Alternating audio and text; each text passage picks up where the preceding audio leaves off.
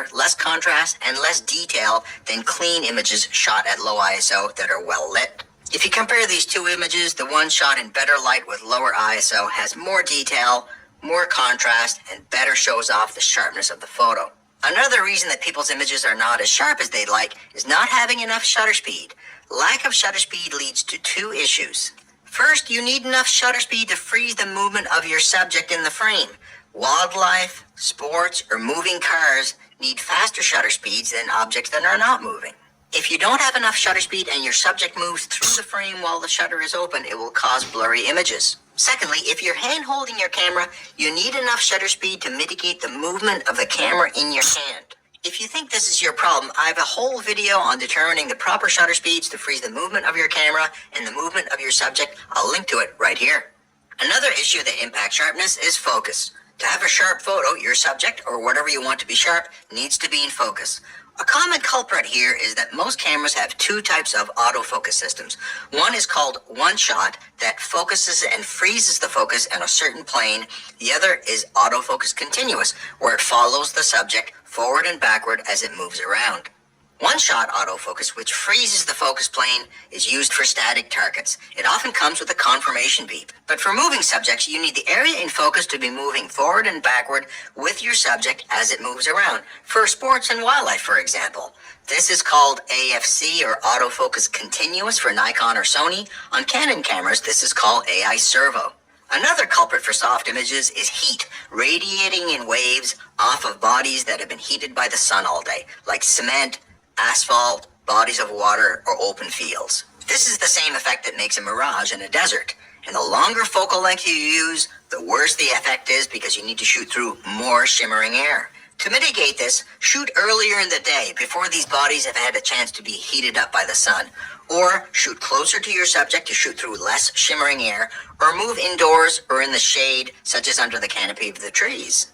Don't forget that shooting through the open window of a warm car on a cold day creates the same effect because there's a bubble of shimmering air around your vehicle. If you plan to shoot through the open window of your car into a cold environment, leave the heater in your vehicle off. To get sharp photos, it also helps to shoot your lens at its sharpest aperture. Most lenses are sharper in the center than on the edges. By stopping the lens down, that is reducing the size of the aperture of the lens, you use the part of the lens that's the highest quality and leads to the sharpest photo.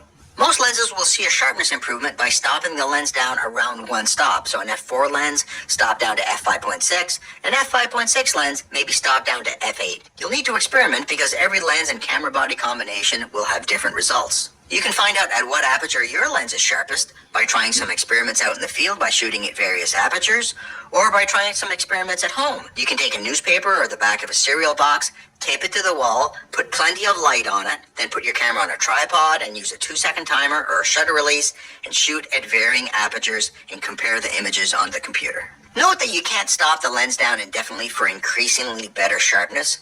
High ISO and something called diffraction will actually make your images worse at very, very small apertures. And I said I'd give you a bonus tip, and that's around technique.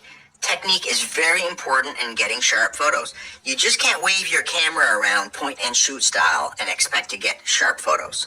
We talked earlier around camera movement that can be mitigated by higher shutter speeds, but also good stabilization and good technique can make a huge difference as well. Using tripods for very slow shutter speeds or to stabilize very heavy lenses is a great way of improving the sharpness of your photos. But for hand-holding technique, we need some extra tips.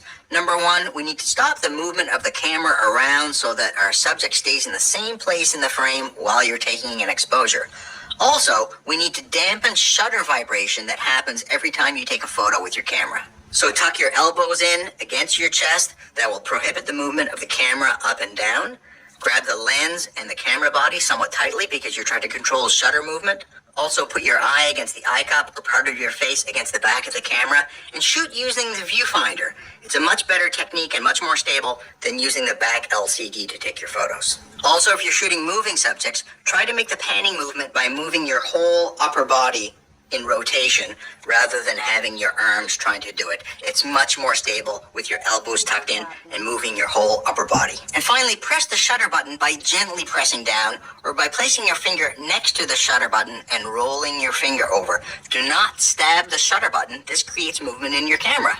These techniques are especially important if you're using very long focal lengths, and even more so if you're using them with teleconverters, which magnify all of your errors. I use these techniques to shoot this photo of a yellow-crowned night heron without a tripod at 1/50th of a second, even if I was using a 500 millimeter lens with a 1.4 teleconverter, so 700 millimeters. And even if you're using a mirrorless camera with an electronic shutter and don't have shutter vibration to worry about, these stabilization techniques will still help you get sharper photos. I'm confident that if you apply these techniques, you can get sharper photos.